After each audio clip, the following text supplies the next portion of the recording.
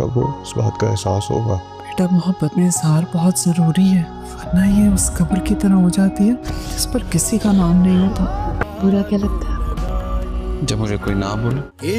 आने वाली किस्त में हमें नज़र आएंगे मलिका और रज़ा अपनी खुशियों में गुम, लेकिन उसके बावजूद हमें नज़र आएगा कि रज़ा वाज़ेह तौर पे मलिका को कंट्रोल करने की कोशिश करेगा और उसके सामने इस बात का इजहार करेगा, मगर मलिका को इस बात की समझ नहीं आएगी और वो अपनी दुनिया में मगन होगी, या यूँ कह लेनी चाहिए कि वो चकाचौंध में दुनिया की गुम हो जाएगी और उसको वो चीज़ें खूबसूरत लग रही होंगी और उसको बुराइयां नज़र नहीं आएंगी।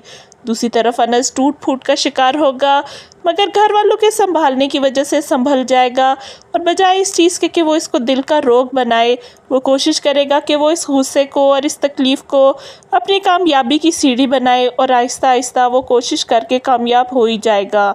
लेकिन मलिका, जिसने दिल तोड़ के अनस का बनाया है अपना घर, क्या वो बस पाएगी उस घर में, या रज़ा भी तोड़ेगा वैसे ही उसका दिल? जानने के लिए इंतज़ार करते हैं आने वाली किस्त का। कब वो इस बात का एहसास होगा। बेटा, मोहब्बत में इजहार बहुत ज़रूरी है, वरना ये उस कब्र की तरह हो जाती है जिस पर किसी का नाम नहीं होता। बुरा क्या लगता है जब मुझे कोई नाम बोले। आने वाली किस्त में हमें नज़र आएंगे मलिका और रज़ा अपनी खुशियों में गुम, लेकिन उसके बावजूद हमें नज़र आएगा कि रज़ा वाज़ेह तौर पे मलिका को कंट्रोल करने की कोशिश करेगा और उसके सामने इस बात का इजहार करेगा, मगर मलिका को इस बात की समझ नहीं आएगी और वो अपनी दुनिया में मगन होगी, या यूँ कह लेनी चाहिए कि वो चकाचौंध में दुनिया की गुम हो जाएगी और उसको वो चीज़ें खूबसूरत लग रही होंगी और उसको बुराइयां नज़र नहीं आएंगी। दूसरी तरफ अनस टूट फूट का शिकार होगा, मगर घर वालों के संभालने की वजह से संभल जाएगा और बजाय इस चीज़ के कि वो इसको दिल का रोग बनाए, वो कोशिश करेगा कि वो इस गुस्से को और इस तकलीफ़ को अपनी कामयाबी की सीढ़ी बनाए और आहिस्ता आहिस्ता वो कोशिश करके कामयाब हो ही जाएगा। लेकिन मलिका, जिसने दिल तोड़ के अनस का बनाया है अपना घर, क्या वो बस पाएगी उस घर में, या रज़ा भी तोड़ेगा वैसे ही उसका दिल? जानने के लिए इंतज़ार करते हैं आने वाली किस्त का। कब वो इस बात का एहसास होगा। बेटा, मोहब्बत में इजहार बहुत ज़रूरी है, वरना ये उस कब्र की तरह हो जाती है जिस पर किसी का नाम नहीं होता। बुरा क्या लगता है जब मुझे कोई नाम बोले।